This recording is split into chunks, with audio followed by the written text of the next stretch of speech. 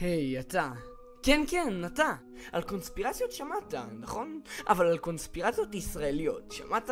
אני מניח שלא. אז היום, כפי שבטח כבר הבנתם, נדבר על תיאוריות הקונספירציה ההזויות, המוזרות והמפחידות ביותר שהתרחשו בישראל. טוב חברים, אז שלום לכם, קוראים לי אורי.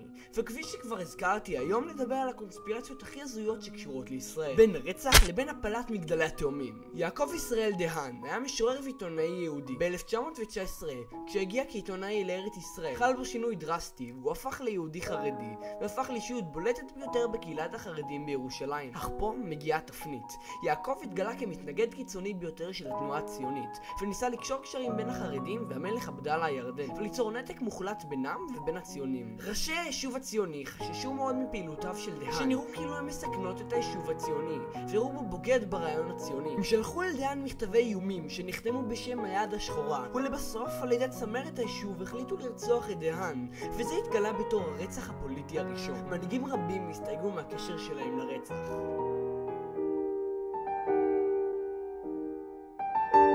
1933 נרצח חיים ארלוזורוב, מנהיג מפא"י הבולט, בעת שטייל בים עם רעייתו על חוף בתל אביב. ברצח הואשמו כמה פעילים, אך כולם זוכו כיוון שלא ניתן אז היה להרשיע אדם ברצח על סמך עד ראייה יחיד, העדות של גברת ארלוזורוב, אשתו. לאורך השנים הושמעו כמה תיאוריות מסקרנות במיוחד לגבי הרצח. תיאוריה אחת טענה שאנשי הבולשות הבריטית הם שרצחו את ארלוזורוב כדי לסכסך בין הקבוצות ביישוב, דבר שבו הצליחו מעל ומעבר לכל הציפיות. תיאוריה אחרת של החוקר שמואל דותן, שטען שאנשי המפלגה הקומוניסטית הארץ ישראלית הם שהרגו את ארלוזורוב, שהיה שנוא עליה מסיבות שונות. תיאוריה שלישית, מסקרנת במיוחד, שזכתה לפרסום רב בשנים האחרונות, טוענת שהרצח בוצע בידי שליחיו של המנהיג הנאצי גבל, בגלל שמועה שארלוזורוב, שהכיר את אשתו של גבלס, מגדה, אשר גדלה אצל הורים מאמצים יהודיים, ויש הטוענים שהיה מאהבה. רצח קנדי הוא כמובן פרשיית הרצח הגדולה של המאה. עשרות ומאות תיאוריות הושמעו על מי באמת רצח את קנדי, ולרוב נטען שזה לא היה אוסוולד, מי שנאשם ברצח, אלא הרוסים, הקובנים, אנשי המאפיה, ה-FBI ועוד ועוד.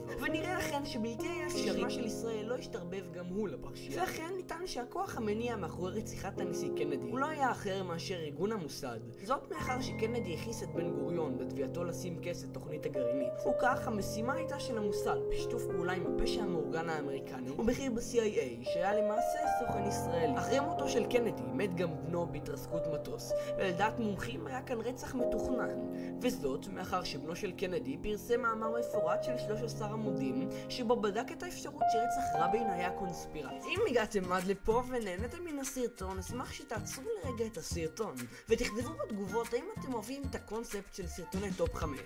כתבתם? מצוין. בואו נמשיך.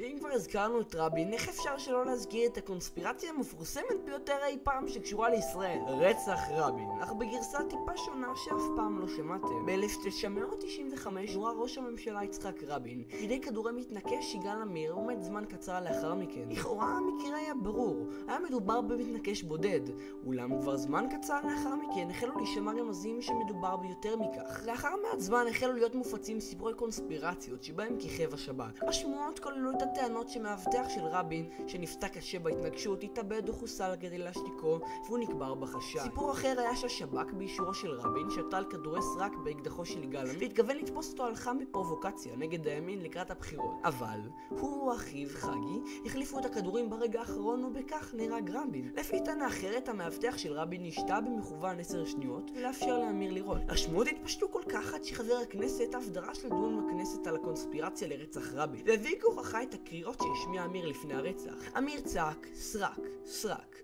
וקבע שהשב"כ ידע על כל תוכניותיו של אמיר אך לא עצר אותן מראש. ואיך אפשר לעשות סרטון קונספירציות ישראליות בלי לדבר על הקשר של ישראל להפלת מגדלי התאומים? קשר שדובר עליו רבות ואני לרוב מכחיש אותו. סיפור הקונספירציה המיוחד ביותר שבו מעורבת ישראל הוא ללא ספק פיצוץ מגדלי התאומים בספטמבר 2001 שלכאורה בוצע בידי אנשי אוסמה בן לאדן.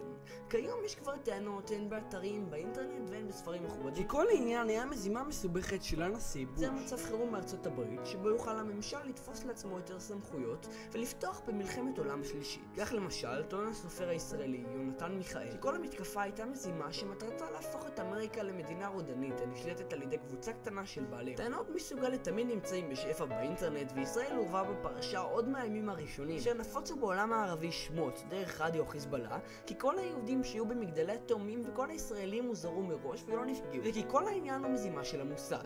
כיום מיליוני מוסלמים מאמינים בכך בכל ליבם. לא ברור אגב אם בן לאדן עצמו, שמתהלל בהשמדת מגדלי התאומים בכל הזדמנות, מרוצה כל כך מהטענות שהוא אינו כלום אלא כלי בידי ארצות הברית והיהודים. אם הגעתם עד לפה, כנראה שמשהו מאוד עניין אתכם. אז לפני שאתם הולכים, אשמח אם תירשמו לערוץ ותשאירו לי תגובה.